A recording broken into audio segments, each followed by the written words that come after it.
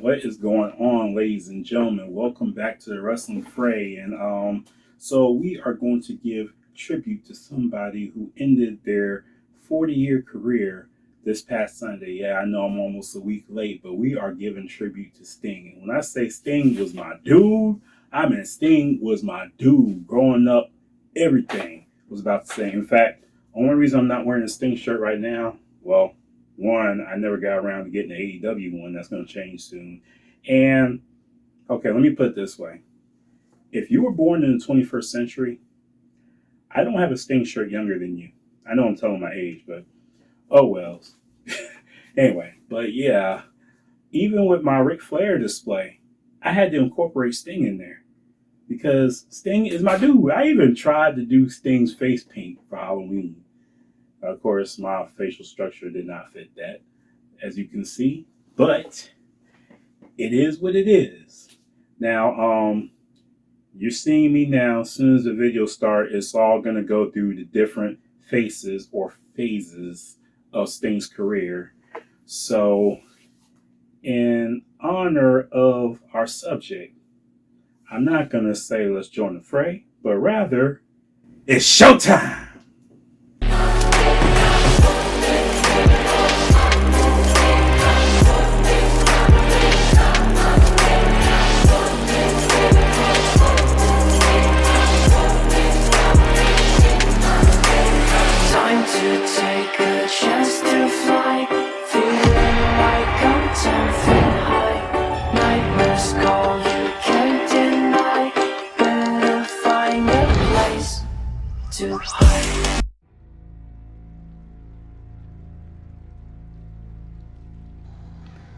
Now, Sting's early career involved him being a bodybuilder. He would start at Mid-South/UWF with the fellow bodybuilder, the eventual Ultimate Warrior, Jim Hellwig, also known as Rock, while Sting at this time was known as Flash, and they would be packaged as the Blade Runners tag team.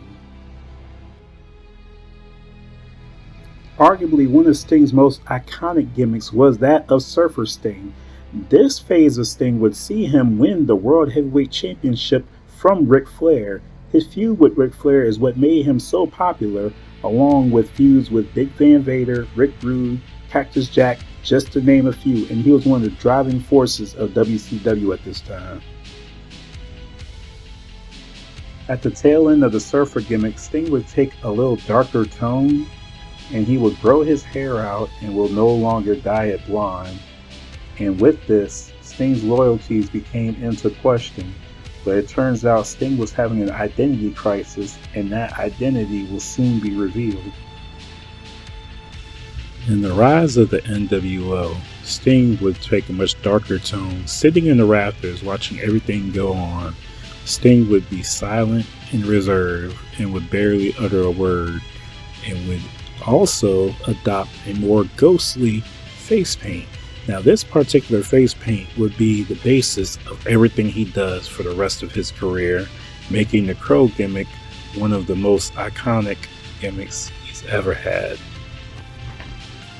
As fun as the Wolfpack Sting was, this was actually a result of WCW's questionable booking at the NWO splitting and Sting actually joining them instead of being the loner that he was with the Crow gimmick.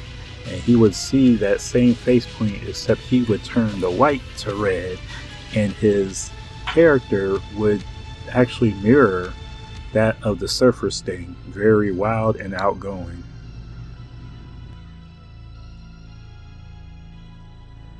There was also a brief stint in WCW where Sting turned heel, but the less said about that, the better. In the early days of TNA, they looked more like an independent wrestling company rather than a contender or at least an alternative to WWE, so they had to go and grab some big names, and one of those big names was Sting himself.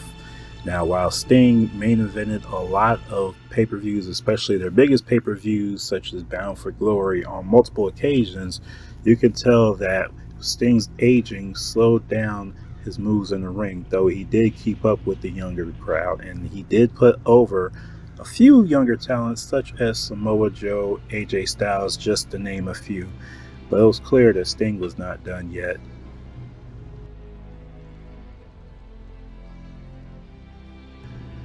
Throughout Sting's entire career, there is one thing that he never did well, and that was to do a successful heel run. He tried it in WCW, but that did not go so well. But then came the main event Mafia when Sting was saying that the younger crowd was not respecting the older talent, and you would see Sting take off the face paint, put on a suit, and win the World Championship in TNA, and Sting was looking badass.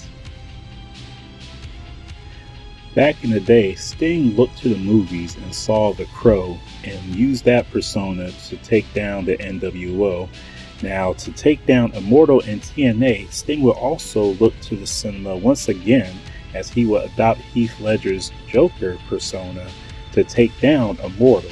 Now, personally, this was one of my favorite gimmicks of Sting because it was different, dark, and fun at the same time, and very unpredictable and not being of Steve Borden's usual antics of either being silent or being outgoing, but just being alright cynical.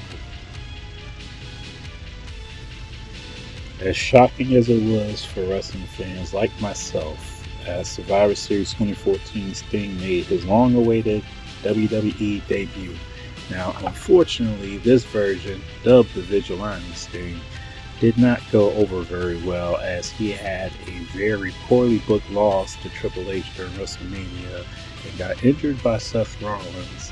He would be forced to retire, but that didn't last very long. Sting would spend the last 4 years of his career at AEW mentoring Darby Allin and taking more of a part-time role, though you would see him do some death-defying stunts. Now, during this tenure, not only was he undefeated the entire 4 years, but he managed to snag the AEW Tag Team Championships and retire with them as well. Now, this is definitely going to be Sting's last time in the ring, and we will miss him dearly.